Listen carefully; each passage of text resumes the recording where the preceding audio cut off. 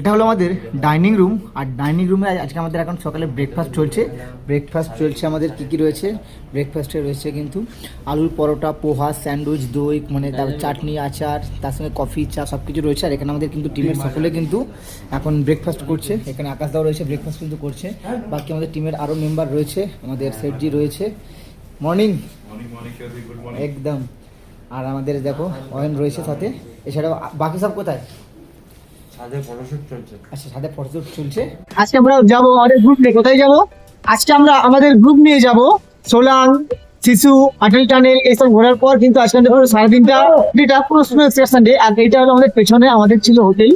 আমরা সকালবেলা ব্রেকফাস্ট করেছি, ব্রেকফাস্টের পরে হোটেল থেকে আমরা এখন বেরিয়েছি। আর এই হলো আমাদের গাড়ি, এইটা আমাদের ট্রাভেলার, যেটা কিন্তু 22 সিটের গাড়ি, 24 সিটের গাড়ি রয়েছে।